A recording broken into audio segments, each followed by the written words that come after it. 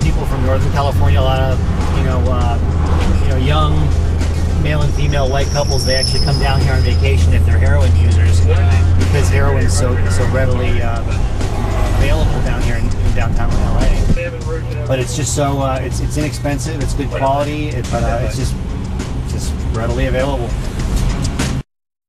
Judge James P. Gray, the head of the DEA, about 5 years ago now, was quoted as saying that at any one time there are about 200 tons of cocaine in Mexico within 3 miles of our border being warehoused in order to look into our country and see where there's a shortage so they can smuggle it in.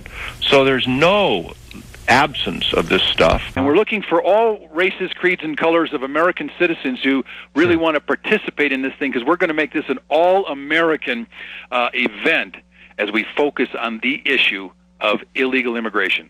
The door is open. In fact, the door is off the hinges.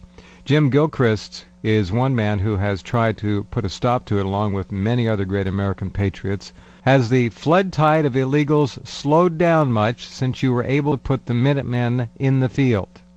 No. An honest response. We've got about 4 million. Now, illegal aliens coming in that are not apprehended annually. Legal immigration into the United States is not the problem. It's the illegal immigration, where we have approximately 3.6 to 4 million per year that are not apprehended or detained by Border Patrol. Follows the drug trails. We have a drug importation cartels down in Mexico and on the U.S. This is the participants in these criminal cartels are on both sides of the border. This is not just Mexico. There's certainly Americans heavily involved in this. They bring the human cargo up through the same trails practically that the drug cargoes come up through, and they go to every single neighborhood in the country. Wow. Big tunnel just found recently by the Border Patrol, I guess they found it. Right, San Diego, 60 miles south of me. It's the largest tunnel to date found. It's 2,600 and something feet long, over a half mile.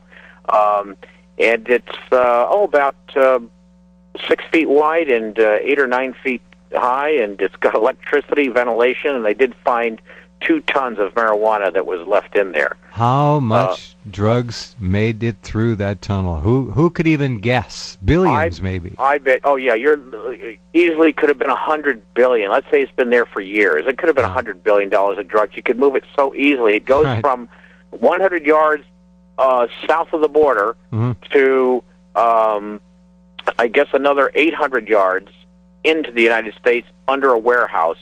There are 3 million illegal aliens coming across our borders every year now. It has become so overwhelming that I don't know anyone out there listening tonight that hasn't had their schools overrun, their language, their jobs lost, and you can go right down the line. Ladies and gentlemen, Mark Twain said it back in 1855. He called it the shabbiest of all lies. And what is it? It's called silent assertion. And what that means is when good people, intelligent people, enlightened American citizens see something very bad happening in their city or their community or their state or the country, and they sit by and watch it either continue and or grow in its badness or in its detrimental effects, and yet they say nothing because they fear reprisals, they fear standing up and being shouted down, they fear being called names.